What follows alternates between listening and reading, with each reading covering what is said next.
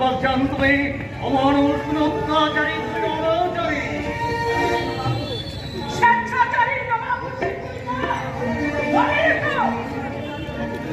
তোমার এই অত্যাচারের একদিন অবসান হবে। তুমি তুমি এই দুনিয়া থেকে মুছে যাবে, মুছে যাবে তোমার স্বৈরাচারী সৈন্য শতচিত্ত। দুনিয়ার মানুষ তোমার কথা কোনোদিন ভুলবে না, নিশ্চিত হবে তারা কোনোদিন বৃদ্ধি গাথা লাখো লাখো মানুষের কবি ব্যক্তি দিয়ে ইতিহাসের পাতায় স্বর্ণাক্ষরে লেখা যাবে নবম বর্ষের পরীক্ষার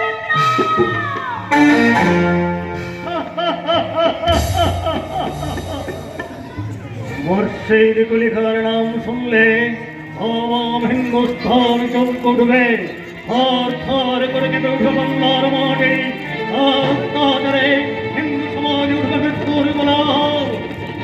হিন্দু আমার শত্রু, আমি তাদের চমক মারবো, পয়সার মারবো। মন্ত্র ভরা যে বৈকুণ্ঠ আমি তৈরি করে রেখেছি, হিন্দু ইসলাম ধর্ম গ্রহণ করবে না, আমি তাদের সেখানে ডুবিয়ে মারবো। এই রেখা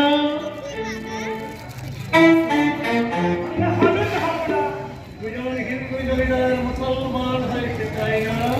হ্যাঁ, আর কোন ইসলাম ধর্ম গ্রহণ করতে আপত্তি করেছে।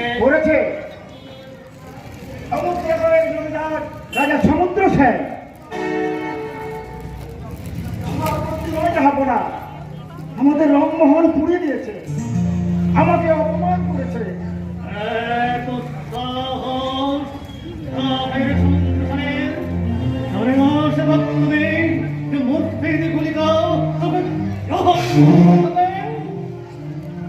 তাই নয় জনাব, আমাকে দেখেই রাজা সমুদ্র সেন রাজসভা ত্যাগ করে চলে গেছে।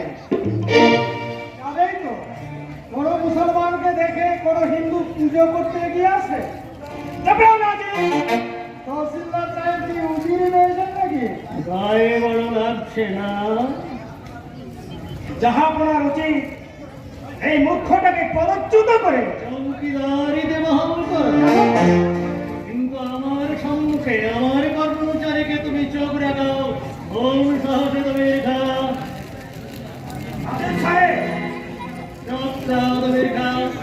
বলো না যে তুমি কি বলতে চাও?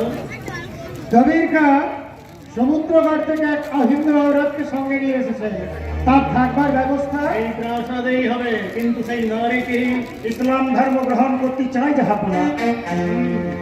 নাজির, তুমি আজ কি কাজ করেছো?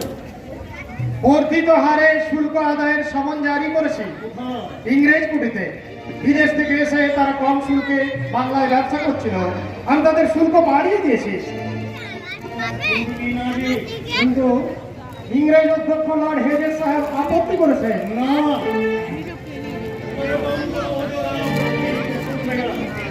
দেশীয় ব্যবসায়ীদের ইংরেজদের কাছ থেকে তুমি 2.5 টাকা বেশি হারে শুল্ক আদায় করে নিয়ে আসবে। তাই করেছি জাহাপনা। কিন্তু আমার বিনা হুকুমে তোমার সাহস হলো কি করে? দেশের ভালো কাজ করতে সাহস আপনা আপনি আসে যারা। আর তাছাড়া আমি মনে করি সে কাজ করতে কারো হুকুমের প্রয়োজন হয় না।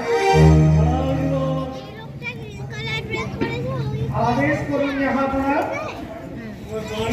বাংলায় কোনোদিন পড়ি, কোনোদিন পড়ি না।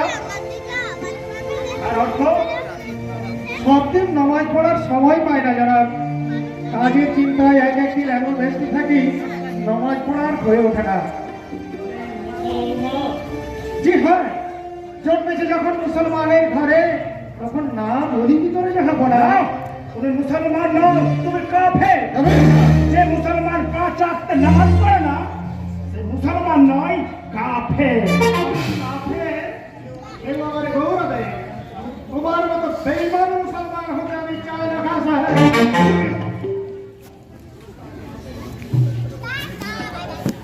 কি বাদ করবে আফগানপুর শান্তিকে আমি উড়ে আসিনি। জন্মেছি এই সোনার স্বামীর বাংলার মাটিতে, তাই খাঁটি মুসলমান না হয়ে আমি হয়েছি খাঁটি বাঙালি। তাই তো দেশের হাজার হাজার ভাই বহিনের দল যখন না খেতে পেয়ে চিৎকার করে কাঁদে, তখন আমি হাসতে হাসতে মসজিদে গিয়ে নামাজ পড়তে পারিনি জনাব। আমি কাঁদতে কাঁদতে চোখের পানি মুছে আপনার ফেরেশতায় কাজ করতে আজ 5 বছর, বেতন পাই প্রয়োজন, কিন্তু কোথায় আমার পোশাক, কোথায় আমার আধিপত্য? পারি না জনাব। দেশের হাজার হাজার ভাই বহিনদের দুঃখ দেখে আমি সেসব কিছুই করতে পারি না।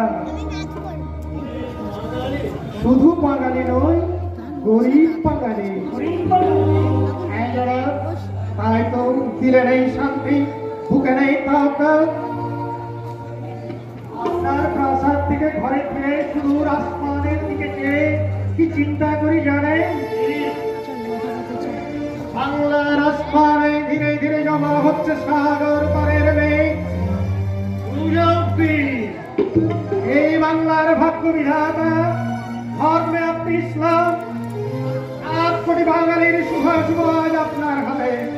মিথ্যা ধর্মের কুসংস্কারে অন্য হয়ে বাংলার হিন্দু মুসলমানের ঘরে আপনি বিভেদের বীজ ছড়াবেন না জনাব।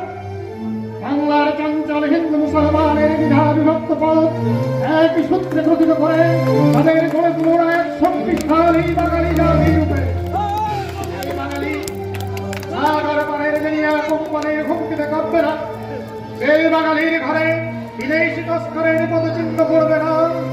যে বাঙালির আরাধ্য দেবী বঙ্গজননী ভয় হস্তে পরাধীনতার শৃঙ্খল কেউ কোনো দিন